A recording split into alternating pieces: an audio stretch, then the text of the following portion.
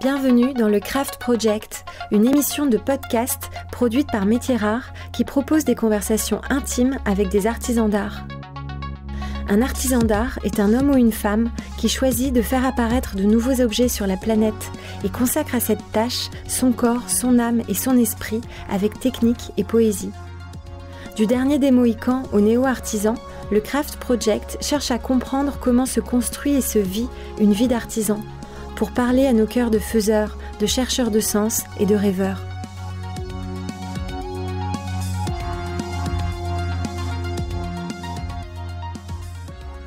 Je suis Raphaël Métiers Rares et aujourd'hui, j'interroge Olivier Lebossé.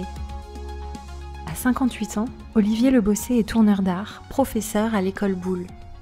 Ce sont ses élèves qui nous ont amenés à lui, racontant comment en quelques heures, il peut nouer le destin d'un étudiant à une matière.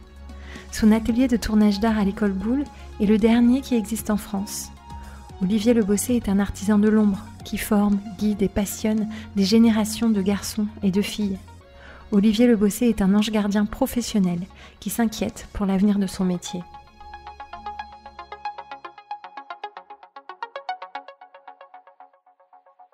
Bonjour Olivier Lebossé. Bonjour. Alors, comment elle a commencé votre vie d'artisan à vous ? Elle a commencé à 15 ans, quand j'ai eu l'envie de rentrer à l'école Boulle. Une envie qui a failli être coupée court par un conseiller d'orientation qui m'a dit « Mais Boulle, mais vous n'y pensez même pas ». Et j'ai fini par rentrer à l'école, j'ai passé le concours. J'y ai passé 5 ans magnifiques, où j'ai découvert une passion tout aussi magnifique. Et c'est cette passion que j'ai voulu vivre tout au long de ma vie. J'ai décidé d'ouvrir un atelier pour une raison simple, c'est que trouver de l'embauche dans ces domaines-là, c'était déjà extrêmement compliqué quand on voulait se spécialiser, s'ultra spécialiser comme un tourneur de surbronze. Donc la seule formule, c'était d'ouvrir un atelier. Alors attendez, ça va beaucoup trop vite pour moi. Avant 15 ans, quand vous étiez enfant, vous étiez déjà un enfant créatif, oui. Qui manipulait les matières, qui dessinait ? Oui, beaucoup. Je faisais beaucoup de dessins. C'est d'ailleurs ça qui a incité un de mes professeurs, quand j'étais en 3e, à me conseiller d'essayer le concours de l'école. Et vos parents étaient déjà des gens créatifs, peut-être des artisans ? Oui, mon père. Il était quoi comme artisan ? Il n'était pas artisan, mais c'est quelqu'un qui avait fait une formation de chaudronnerie, c'est quelqu'un qui dessinait beaucoup, enfin qui dessine d'ailleurs, il est toujours vivant.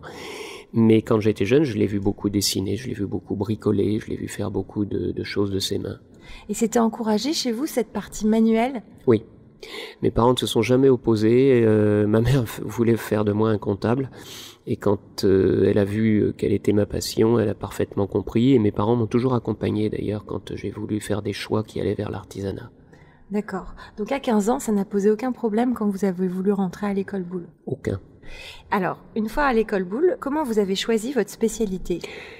Comme beaucoup à l'école, je suis entré avec l'idée de faire un ébéniste. L'école Boulle, l'école du bois.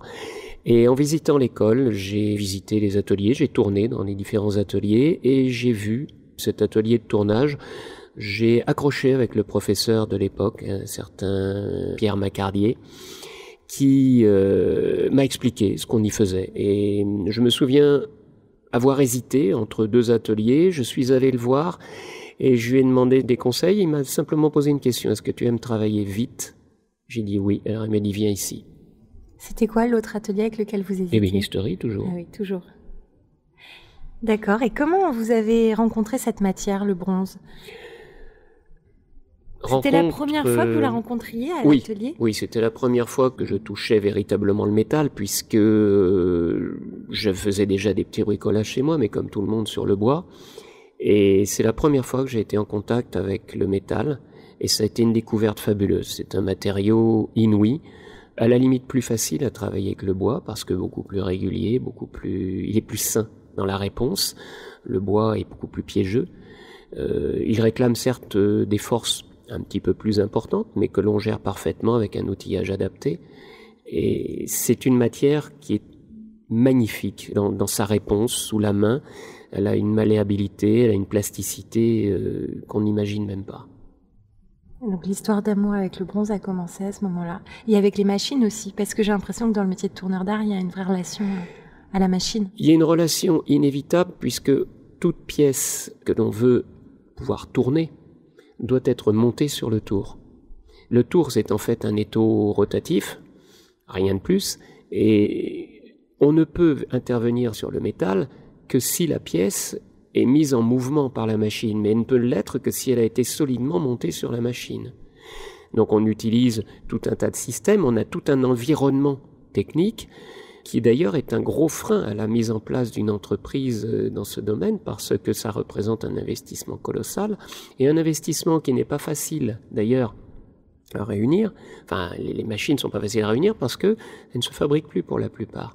Donc il faut aller chercher à droite dans les brocantes, aller chercher dans les ferrailles. La moitié de mon atelier provient de démantèlement de vieux ateliers et de machines que j'ai restaurées. Donc vous sourcez ces machines, vous les rachetez et vous les restaurez pour pouvoir apprendre aux étudiants à les utiliser? Non, moi je l'ai fait quand j'ai voulu monter mon entreprise. Alors revenons à ça. Donc après l'école Boulle, vous avez fait un apprentissage. Est-ce qu'il y a un maître qui vous a marqué? Non, j'ai directement sortant de l'école. C'est-à-dire pas que de maître, pas d'apprentissage. Pendant tout le temps de ma scolarité, je savais ce que je voulais faire.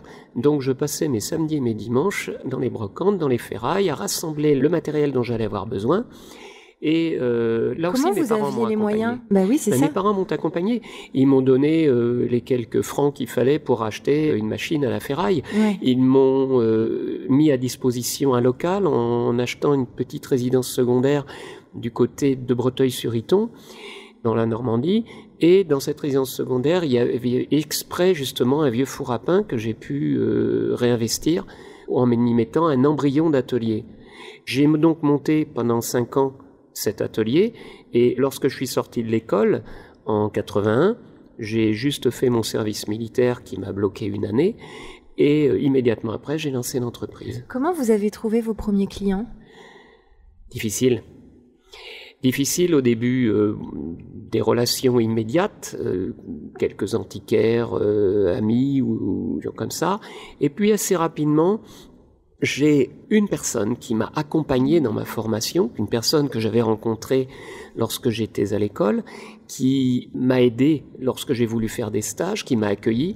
C'est un professionnel tourneur qui s'appelle Roland Marcotte et qui m'a accueilli dans son atelier et m'a donné tous les trucs professionnels. Voilà un ange gardien. Un des anges gardiens, j'en ai rencontré un autre, c'était un certain monsieur Coustet qui, sachant ce que je voulais faire, m'a dit, lui il était ciseleur, et m'a dit tu ne pourras rien faire dans ton métier, surtout si tu es en province et que tu n'as pas de sous-traitant ciseleur avec toi, si tu n'as pas une connaissance embryonnaire de la ciselure. Donc il m'a accueilli également pour faire un petit stage. Donc j'ai eu ces 2 personnes, en plus de mon professeur d'atelier, qui ont continué au début de l'activité à me coacher à distance. D'accord. Vous avez fait ça pendant 10 ans? Alors, j'ai été artisan pendant 10 ans. Les 2 premières années ont été un peu compliquées parce que, comme me dit un jour un journaliste, mais c'est formidable pour vous, vous n'avez pas de concurrence dans votre boulot, donc vous êtes votre petit roi. J'ai tellement pas de concurrence que j'ai pas de marché du tout. Il faut créer le marché complètement. À partir du moment où les gens ont redécouvert ce métier qui est un métier disparu, j'ai eu des demandes de clients de plus en plus. Alors, au début, qu'est-ce qu'ils commandaient chez vous, les clients? Concrètement, qu'est-ce qu'on vient acheter dans l'atelier d'un tourneur d'art? Alors déjà, ce qu'il faut savoir, c'est qu'un artisan d'art aujourd'hui n'a pas la reconnaissance qu'il devrait avoir. Un artisan d'art, c'est un artisan avant d'être un artisan d'art. Et la dimension artistique chez lui n'est pas prise en compte. Je parle au niveau du fonctionnement fiscal. L'artisan d'art, il a le même statut, enfin il avait en tout cas, et il a toujours, qu'un taxi, qu'un plombier, qu'un boucher, dont je ne remets pas en cause les compétences professionnelles, mais il n'y a pas cette dimension artistique qui nécessite un lourd investissement de création. La création, c'est que quand on crée une pièce, c'est un investissement à risque. Ça peut marcher, ça peut ne pas marcher, on n'est pas sûr. Et cet investissement, il faut pouvoir y faire face, proposer la pièce au client, et ça peut marcher ou ne pas marcher. Mais quelles pièces? Des sculptures en métal? Des luminaires? Non, c'était essentiellement des luminaires. Des luminaires. De l'orfèvrerie de table, une approche d'orfèvrerie, parce que le bronzier est en fait ce que l'on appelait anciennement l'orfèvre grossier, C'est-à-dire c'est quelqu'un qui a les techniques de l'orfèvre par formage, auquel il additionne des techniques par enlèvement de matière. Et il s'appelait grossier, non pas qu'il c'était un grossier personnage, mais il travaillait en grosse, c'est-à-dire 12 douzaines, là où l'orfèvre travaillait à l'unité, sur une douzaine. D'accord, mais pour faire des objets similaires. Pour faire des objets qui au final avaient le même aspect, sauf qu'ils étaient faits en bronze au lieu d'être faits dans les métaux précieux, qui eux ne se travaillent que par formage. Nous, on travaille par formage, mais on travaille aussi par enlèvement de matière, puisqu'on a un métal qui n'est que noble, entre guillemets, il n'est pas précieux. D'accord, je comprends. Donc, on est à l'atelier. Au départ, c'était difficile de trouver une clientèle. Pendant 2 ans, très dur. Vous avez fini par trouver une clientèle puisque vous avez tenu 10 ans à la tête de votre atelier. Vous réussissiez à en vivre ? Oui. Sur la fin, oui. Et sur la fin, il fallait absolument que j'envisage d'embaucher parce que je n'arrivais pas à m'en sortir, justement prisonnier de ce statut fiscal. Il fallait que je dégage systématiquement une marge bénéficiaire importante.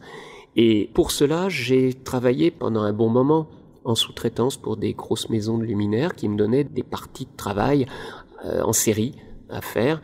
Ça ne présentait pas d'autre intérêt que de faire tourner la machine financière, payer les charges. Mais en même temps, ça m'a enfermé dans un cycle de production et il a fallu un moment que je cherche à embaucher. Et là, les difficultés sont arrivées. C'est que j'ai rencontré plusieurs fois des jeunes, mais des gens démotivés, sans vraiment d'intérêt pour la chose. Or, c'est pas un métier qu'on pratique, c'est un métier que l'on acquiert par passion et dans lequel on investit une passion, mais c'est pas un métier qu'on exécute. Donc, je cherchais plus un collaborateur qu'un employé que je n'ai pas trouvé. Donc, j'en étais arrivé au bout d'une dizaine d'années à me dire, je vais prendre une année sabbatique, ce qui va me permettre de mettre en avant toutes mes créations, créer une ligne de produits et abandonner cette partie purement alimentaire qui ne se justifiait plus, pour finalement essayer de percer sur la dimension plus artistique qu'artisan. Vous avez réussi ? C'est cette année-là que j'ai été contacté par l'école, puisque mon professeur d'atelier étant décédé, on m'a demandé de venir expliquer comment j'avais réussi dans mon entreprise, là où tant d'autres avaient échoué, et j'ai simplement expliqué que c'était par la diversification des activités. C'est votre professeur qui vous avait désigné comme un héritier ? Non, mon professeur m'avait accompagné de son vivant dans le montage de mon entreprise. Il m'avait introduit dans certains cercles comme les meilleurs ouvriers de France. Vous avez été meilleur ouvrier de France ? Non, je suis membre de jury. Je n'ai pas passé l'épreuve en elle-même. J'ai participé à la rédaction des propositions de sujets. Je suis un petit peu dans ce cercle, mais je n'ai pas, par choix, souhaité passer le concours. Alors, le destin a fait que, au moment où vous alliez exprimer votre créativité pleinement, vous êtes devenu professeur à l'école Boulle. J'imagine que vous ne pouvez plus créer vos propres pièces aujourd'hui. Si ? Je n'ai plus la nécessité de m'attacher à mes propres créations parce que je passe mon temps à accompagner les élèves dans les leurs. Donc ce besoin de créer, puisque c'est un besoin viscéral, c'est pas quelque chose qui peut se justifier autrement, ce besoin de créer se trouve totalement assouvi dans mon travail avec les élèves. Par contre, je continue à avoir un reliquat d'activité et d'autant plus intéressant que la partie alimentaire étant partie, je peux répondre à des choses qui me font plaisir, pas forcément lucratives, mais qui me font plaisir. Vous vous exprimez. Oui. Il y a quelques années, j'ai eu l'immense plaisir de travailler pour la communauté des moines du Mont-Saint-Michel, faire un ensemble avec une châsse, une croix, et répondre à une demande qui satisfaisait pleinement à la fois une partie de création et une partie de technique, puisqu'il s'agissait de refaire un ensemble dans l'esprit des pièces du Moyen-Âge, mais avec un côté contemporain. Là, pour le coup, j'ai pas gagné ma vie, mais je me suis fait un immense plaisir. Ça fait combien de temps que vous enseignez ici à l'école Boulle ? Ici, à l'école Boulle, j'approche de la 30e année. 30e année, à transmettre une technique. Vous devez avoir une maîtrise absolument parfaite maintenant. Vous apprenez encore des choses ? Régulièrement, parce que les élèves ont le don de vous pousser dans les derniers tranchements. C'est vrai, parce qu'ils comprennent pas ou parce qu'ils... Non. Pourquoi ? Parce que... Comment ils vous poussent, les élèves ? Eh bien, simplement parce que j'ai compris, avant d'arriver à l'école, que je maîtrisais mon métier, mais je l'ai vraiment compris en l'expliquant aux autres. J'avais une maîtrise technique, mais le pourquoi de chaque geste doit être parfaitement assimilé si vous voulez avoir la moindre chance de transmettre quelque chose à quelqu'un en intelligence. Transmettre bêtement façon singe savant, c'est facile. Tu fais ce que je te dis de faire, point barre. Transmettre à quelqu'un la compréhension de ce qu'il fait pour l'amener sur les terrains de la création, c'est tout à fait autre chose. Ça me fait penser à un de vos élèves qu'on a interviewé ici, et c'est par lui qu'on est arrivé jusqu'à vous, Pierre Salagnac, qui a cette façon, en effet, de parler de la transmission de la technique à ses apprentis et à ses collaborateurs avec beaucoup de douceur et de délicatesse pour exprimer ce que chacun a de meilleur en lui, en réalité. Chaque élève a une personnalité, le but n'est pas de les formater, le but c'est, grâce à un métier, le faire comprendre des notions et lui permettre d'aller chercher en lui, ou en elle, parce que j'ai énormément de filles sur l'atelier, permettre à cet élève d'aller chercher ce qu'il a envie d'exprimer. Et le tournage sur bronze, à la base, est un outil fabuleux, parce que c'est un métier, vous l'avez dit, qui passe par la technique. Donc il faut déjà comprendre l'interaction matériau-outil, comprendre comment on agit sur l'outil pour pouvoir utiliser le bon outil au bon moment. Mais quand on fait de la création, on est toujours hors des sentiers battus. Donc on ne peut pas reproduire bêtement un geste, une petite partie, une sous-partie, oui. Mais dans la globalité, on est sur une découverte, une improvisation, une réinterprétation. Et pour ça, il faut avoir compris le sens de chaque geste appris, la logique, pour pouvoir ensuite l'utiliser différemment. J'ai l'habitude de dire que pour détourner, il faut d'abord savoir tourner. Vous avez des outils numériques à l'atelier ? Alors, mes élèves travaillent sur le numérique, mais moi, je n'ai pas de prolongation numérique à l'atelier. C'est un métier différent d'une autre, et ce n'est pas un outil de formation au tournage.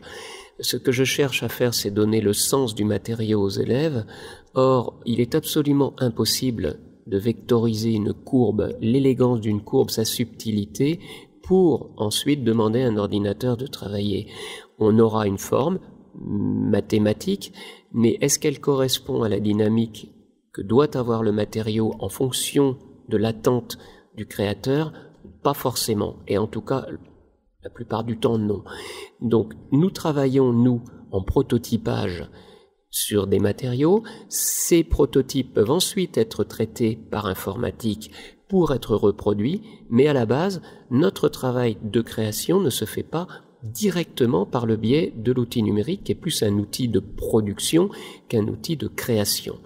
Un designer avec lequel je fais de l'assistance proto m'a un jour dit, en me regardant évoluer une forme sous ses directives, que je dessinais la matière. J'ai trouvé que l'expression était très belle, parce qu'elle correspond exactement à ce que nous faisons quand on interprète l'envie, l'idée, la force d'une idée, et qu'on la traduit sur un matériau. Vous avez eu des tours numériques à l'atelier ?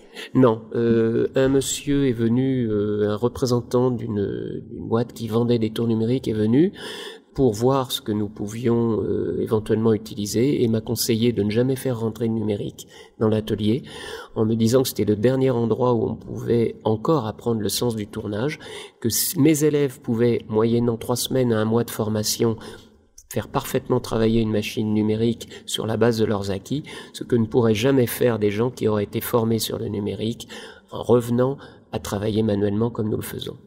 Je comprends. Est-ce que vous suivez vos élèves sur Instagram ? Non, je ne suis pas mes élèves sur Instagram. Vous savez que eux s'expriment sur Instagram, ils vous en parlent de ce médium-là comme façon de raconter les savoir-faire ? Je ne le savais pas. Je vous montrerai. C'est combien de temps la formation de tourneur d'art à l'école Boulle ? Ça dépend de la filière choisie. Si on entre sur la formation longue, c'est-à-dire en passant par la FMA formation métier d'art qui commence après la 3e, on avait jusqu'ici un cycle de 5 ans qui devient un cycle de 6 ans avec la réforme licence. Et on peut avoir un cycle plus court qui était en 3 ans et qui est toujours en 3 ans. Anciennement, on faisait 1 année de mise à niveau et 2 années pour le diplôme de métier d'art. Aujourd'hui, c'est 3 années de licence. D'accord. Et à partir de quel moment les élèves commencent à s'exprimer, à créer dès la première année, parfois, il y a des choses qui peuvent apparaître, surgir ? Dans les tout premiers temps, on met en place, et ça c'est très important, ce qu'on appelle des fondamentaux techniques. Les incontournables, ça va aussi bien de règles de sécurité de base, de comportement sur machine avec certains outils, que de la connaissance basique de certaines postures, de certains gestes. Mais très très rapidement, si on joue sur cette compréhension, les élèves ont envie d'utiliser ce qu'ils ont appris pour en faire parfois autre chose. Pour explorer? Oui, pour explorer. Mon rôle, c'est de les accompagner dans les limites justement de la sécurité, parce qu'on a quand même un métier qui, sans être dangereux, c'est bien moins dangereux que de faire du vélo, on n'a pas besoin d'être casqué pour tourner, malgré tout présente des risques de blessures, et le fait justement de travailler en totale intelligence garantit de ces blessures. J'ai la grande fierté de pouvoir dire que depuis le temps que j'enseigne, je n'ai jamais eu d'accident grave à l'atelier. J'ai eu des bobos qui ont pu nécessiter pour le plus grave une petite hospitalisation d'une après-midi. Mais on est dans un univers de machines à longueur de temps et je n'ai jamais eu d'amputation, je n'ai jamais eu de blessure grave, d'yeux abîmés ou autre. J'ai toujours insisté sur la nécessité de comprendre la dynamique des forces dans les gestes que l'on applique, ce qui fait que naturellement, quand on a bien compris comment l'outil intervient sur la matière, on se positionne de manière à anticiper le moindre risque. Il est tout à fait fréquent d'avoir des incidents, surtout qu'on est en exploration de certains domaines techniques. Il n'est pas rare d'avoir des incidents, mais quand on a compris ce que l'on fait, l'incident ne se transforme, pour ainsi dire, jamais en accident. Vous avez combien d'élèves par année ? Par année, c'est pas exactement comme ça que ça se structure, puisqu'à l'école, on a une particularité, une grande spécificité, c'est qu'on travaille en barrette. Un peu comme dans l'ancienne école communale, sur une même séance, j'ai les premières années, les deuxièmes années, les troisièmes années, les mises à niveau, les premières années de licence, etc. Ça fait combien de personnes ? Alors, au total, j'ai sur l'atelier, selon les années, entre 14 et 16 personnes en permanence sur site. Toutes les places sont prises ou vous avez... Oui, en général, ce que je veux dire, c'est que, en fait, ma question, j'arrive à petits pas à faire une question qui est, je sais que vous êtes le dernier professeur de cette formation en France, et pourtant vous avez des étudiants qui veulent venir l'apprendre, ce geste, qui veulent connaître cette technique. Comment ça se fait que la motivation des étudiants, leur envie de maîtriser cette matière reste intacte, alors que peut-être que si vous êtes le dernier professeur, ça veut dire que le marché derrière, je sais pas, parlez-moi de ça. Alors déjà, ils ne viennent pas travailler que sur le bronze. Ça a été une des choses que j'ai fait changer lorsque je suis venu enseigner. J'ai bien expliqué au jury que, effectivement, si on s'enfermait sur le bronze, le métier n'avait plus d'avenir, plus aucun. Ce qui m'avait permis, moi, de percer, c'est que quand on sait se servir d'un tour, on peut monter absolument ce qu'on veut dessus. Ce qu'on veut, n'importe quelle matière. Ce qu'on veut, du moment que la pièce est fixée sainement sur la machine et qu'on dispose d'un outil plus dur que la matière sur laquelle on prétend intervenir. Après, c'est juste une question de posture, d'angle d'affûtage, de manière d'aborder la matière et on peut arriver à la mettre en œuvre. Quand on a compris ce que l'on fait en mettant la matière en œuvre sur un tour, on peut très facilement transposer ce geste sur bien d'autres activités. Comme quoi, par exemple ? J'ai des anciens élèves qui, pendant leur année terminale, en cours du soir, ont pris des cours d'ébénisterie et ont passé le CAP d'ébénisterie en un an, en simple cours du soir. La logique technique acquise, l'intelligence technique développée sur un tour est transférable à l'ébénisterie. Au même titre que j'accueille ici, dans l'atelier, régulièrement des ébénistes qui ont terminé leur cycle et qui viennent faire une année complémentaire de formation et qui, en un an, deviennent d'excellents professionnels parce qu'ils ont développé l'intelligence technique au travers de leur propre spécialité et après ils se spécialisent dans une autre. J'ai coutume aussi de considérer qu'il y a une intelligence technique globale et qu'il y a des spécialités. D'accord, je comprends. Alors c'est une question que j'ai souvent pour les artisans d'art, c'est l'implication de leur corps dans leur métier. Où est-ce qu'ils ont mal le soir ? Vous, en tant que professeur, est-ce que vous avez encore mal le soir dans votre corps de la manipulation de ces machines, de l'application de vos gestes ? Je confirme, arrivé à 58 ans, j'ai quelques traces, non pas de blessures, mais mal le maintien en puissance de l'outil m'a ravagé les mains et oui, j'ai des douleurs de vieux. Et les étudiants, quand ils commencent, ils ont mal déjà? Certains étudiants peuvent être sensibles, des étudiants très grands, la posture sur le tour peut finir par leur donner mal au dos. On peut développer des pathologies liées à la répétition de certains gestes, on peut les développer très jeunes, puisque un des problèmes que j'ai aux mains, je l'ai développé à 17 ans, ce qui paraît, sur les médecins, était rarissime. Ah oui. Revenons au sujet d'avant, c'est quoi l'avenir de vos étudiants? L'avenir de mes étudiants, il est très ouvert, à peu près aussi ouvert que les débouchés que je prétends alimenter au travers de cette formation. En fait, ce métier pourvoit à peu près un tiers de mes étudiants vont aller vers les métiers du bronze.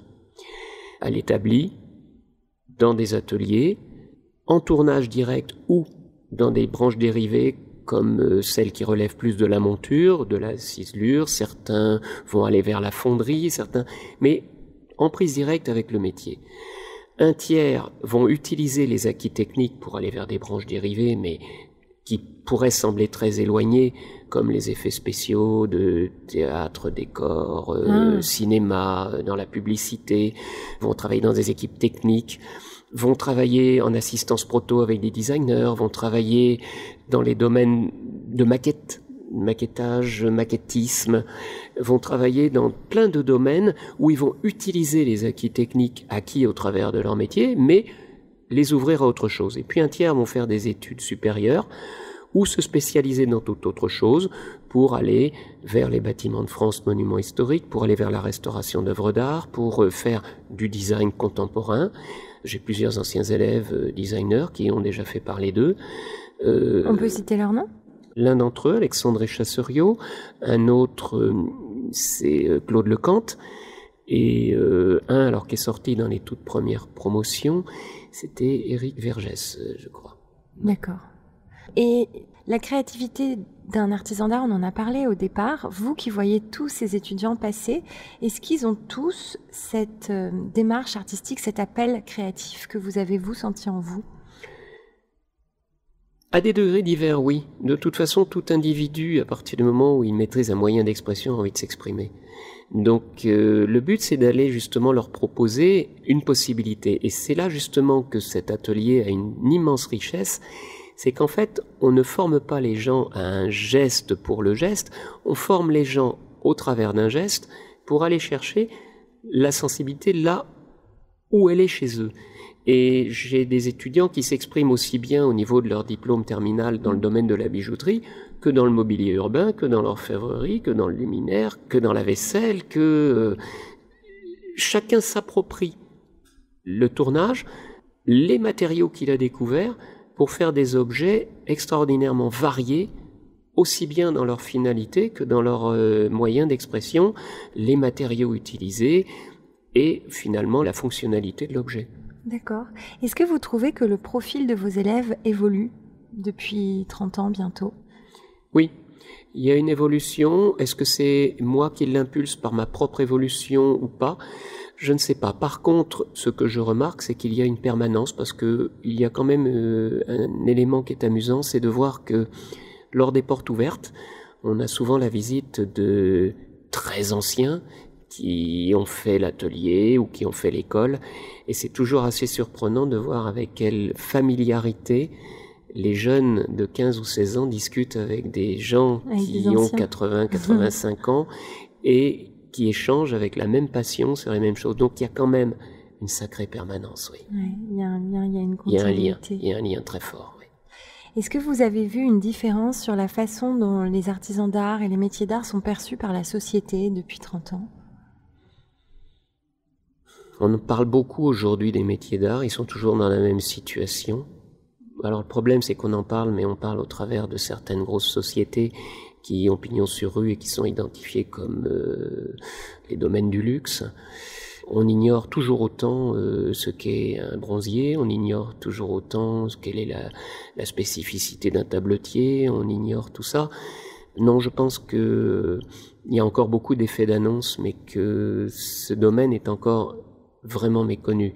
Ce qui est gravissime parce que Ces grosses maisons de luxe s'appuient justement sur ces savoir-faire, et quelquefois, quand il s'agirait même de citer le nom des artisans qui ont collaboré, quelquefois il y a des contrats, des clauses qui interdisent à l'artisan même de simplement être cité, comme si ça faisait peur. Un autre domaine où l'artisanat d'art pourrait s'exprimer à plein, c'est dans le design contemporain, cette espèce de grande valise dans laquelle on met absolument tout et n'importe quoi. Et un artisan d'art est tout à fait capable de faire du design. Il n'a pas besoin forcément qu'un designer lui explique comment il doit travailler. Là où la collaboration avec le designer est intéressante, c'est justement quand il y a une mise en synergie des deux savoirs. Et là, on a quelque chose d'extrêmement productif. Mais quand vous avez un designer qui vous tombe dessus avec un projet qui est trois traits sur une feuille de papier et qui vous dit que c'est un luminaire et que vous devez faire toute l'étude technique, que rien n'a été pensé, je ne caricature rien. Mais on est dans cette situation-là. Et à la fin, on va parler de qui ? Quand on va présenter le projet, du designer, et l'artisan qui a fait 95% du travail est complètement tenu à l'écart. C'est des situations que j'ai vécues. Et, que vos élèves vivent encore aujourd'hui? Ah oui, qui vous racontent que les élèves auxquels vont être confrontés et auxquels j'ai vraiment peur qu'on soit confrontés d'ailleurs, si la réforme qui touche actuellement l'enseignement des métiers d'art à l'école, puisqu'on passe d'une ancienne formule de diplôme à une nouvelle, met trop en avant justement la dimension design au détriment des métiers d'art. Mais justement, est-ce que vos élèves, vous les poussez à s'émanciper d'un point de vue créatif, à assumer leur créativité, à assumer leur rôle de designer? Totalement. Oui. Totalement. De toute façon, comme je le disais au début de l'entretien, un artisan d'art n'est véritablement d'art que s'il fait de la création. Autrement, ce n'est qu'un artisan. Mais toutes les créations ou toutes les créativités sont-elles égales? Sont-elles... Non, mais de toute façon, on ne peut absolument pas comparer la créativité absolument impossible de comparer deux individus. Une créativité, ça ne se fait pas dans une école. L'école, elle est là pour mettre en place des éléments constructifs à cette créativité. Elle n'est pas là pour emmener l'élève vers une créativité plutôt qu'une autre. Moi, mon rôle, c'est vraiment de donner un outil de création aux élèves. Ça s'arrête là.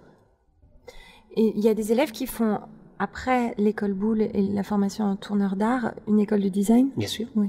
Les personnes dont je vous ai parlé en ont toutes les trois fait. D'accord. Il y a ces trois designers. À part eux, est-ce que dans ceux qui ont choisi la vie d'atelier, il y a des success stories de vos élèves que vous avez envie de partager avec nous?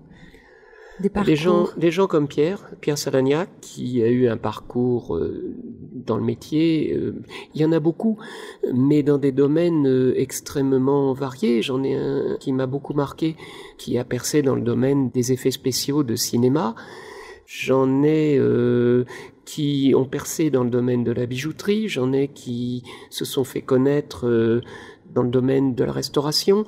Il y a une personne qui, lorsqu'elle était à l'école, était en difficulté parce que c'était un surdoué, et qui, en sortant de l'école sur présentation de sa pièce de diplôme, a été pris en deuxième année d'école d'ingénieur, et qui aujourd'hui travaille chez Marcel Dassault, après avoir fait Super Héros.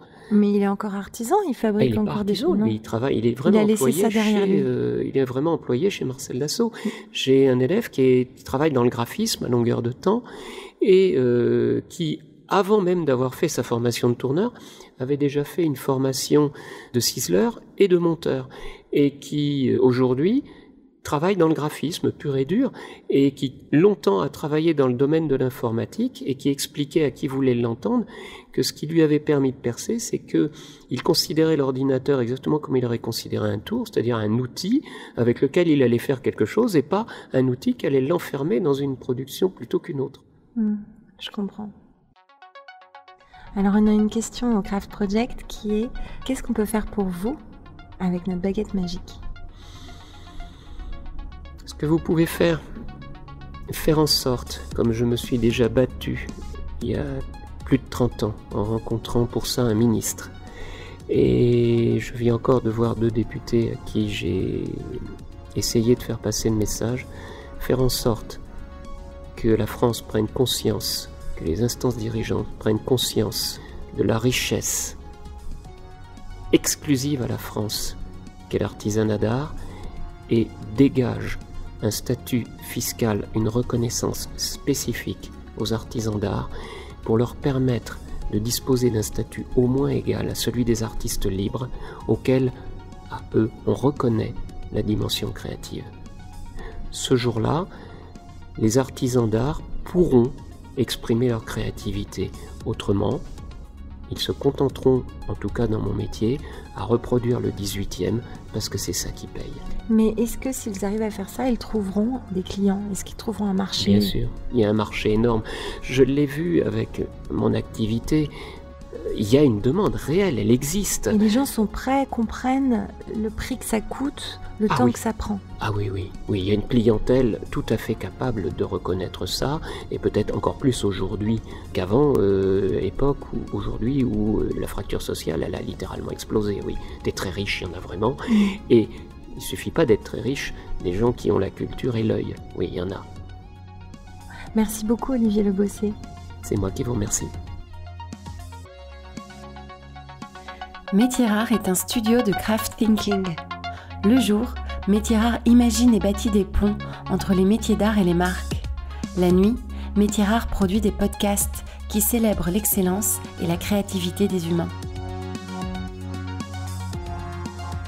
Si vous avez aimé ce podcast, dites-le nous avec 5 étoiles. Abonnez-vous, parlez de nous. Suivez-nous sur Instagram @métiersrares. Suivez-moi sur Instagram @RaphaëlMétiersRares.